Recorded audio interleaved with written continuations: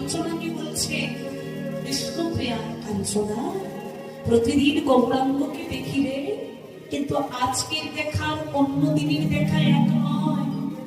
আজ দেখি যেন সঙ্গে সঙ্গে আমার দেহ মন প্রাণ জীবন যৌবন রূপ দর্শনে আমি সব হারিয়ে ফেললাম। আমার মধ্যে যা কিছু আছে আমি সব দিয়ে ফেললাম, মানে অজান্তে তাকে হৃদয় দিয়ে ভালোবেসে ফেললাম।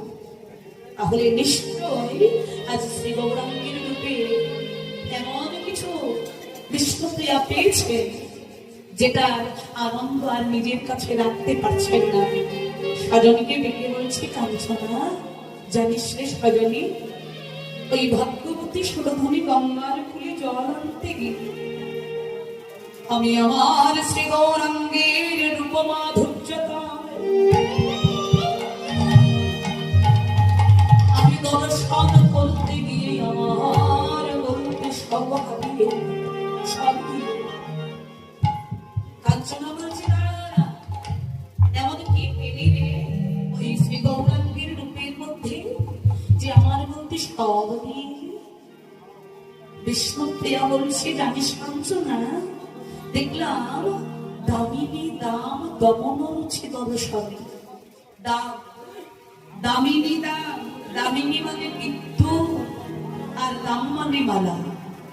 আকাশ কালো মেঘের যখন উৎপত্তি হয় দেখবেন না, এখন তো মাঝে মধ্যে বর্ষাকাল ধীরে ধীরে শুরু হচ্ছে, এখন এই ভাবগুলো দেখা যাবে। কালো মেঘের সঙ্গে আরেকটা মেঘের ঘর্ষণ হলে সেখানে বিদ্যুৎ মালার উৎপন্ন হয়, আর যখন বিদ্যুৎ মালার উৎপন্ন হয় দেখবেন না পৃথিবীটা কিছুক্ষণের জন্য এক ঝলকে আলোকিত হয়ে আবার অন্ধকার হয়ে যায়। কিন্তু কাঞ্চনা আমি সুরধনী গঙ্গার যে বিদ্যুতের মালা, ওটা অস্থির বিদ্যুৎ মালা নয়, ওটা দেখলাম স্থির বিদ্যুৎ মালা। যেমন পৃথিবী আলোকিত হয়ে অন্ধকার হয়ে যায়, সেটা হলো না, স্থির হয়ে যেন বিদ্যুৎ আলোকিত করে দিল ওই সুরধনী গঙ্গার কুল। হ্যাঁ, আর ওটা দর্শন করতে গিয়ে দূরে গিয়েও দর্পকদা। হ্যাঁ, জানিস কাঞ্চনা, একজনের খুব অহংকার হয়েছিল, সেকে দরপ অর্থাৎ ব্রহ্মার মানস পুত্র মদন। এই মদনের বড় অহংকার হয়েছিল। কেন? সৃষ্টিকর্তা ব্রহ্মা তাকে জগতের সমস্ত সৌন্দর্য দিয়ে তৈরি করেছিলেন, সৃষ্টি করেছিলেন।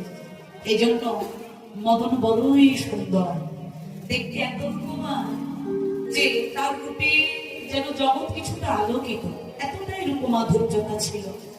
এই জন্য বাবা, বেশি সুন্দর হওয়াও কিন্তু ভালো নয়, কারণ বেশি রূপবান হলে আবার রূপের অহংকার।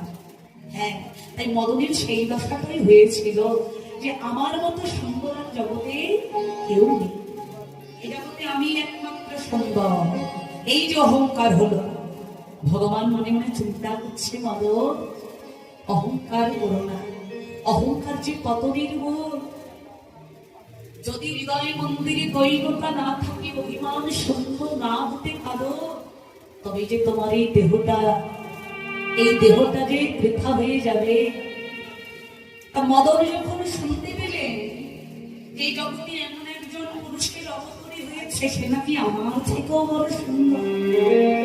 আচ্ছা, কেউ যদি শিল্পী হয়, ভালো গান গায়, আর সেই যদি শুনে আমার থেকেও বেশি একজন ভালো গায়, তাহলে শিল্পী যেমন হিংসে হয় না, আমার থেকেও ভালো গায়, একে আগে দেখতে হবে।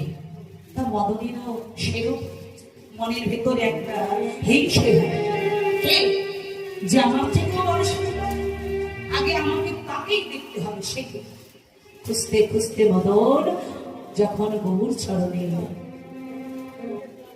দেখবেন বাবা, যারা প্রকৃত মরণী ভক্ত, যারা সত্যিকারের হৃদয় দিয়ে ভগবানকে ভালোবাসে, তারা কিন্তু ভগবানের মদন থেকে দেখে না, তারা আগে ভগবানের চরণ থেকে শুরু করে। ওই মদন গৌর চরণে এসে যেই আস্তে আস্তে চরণ থেকে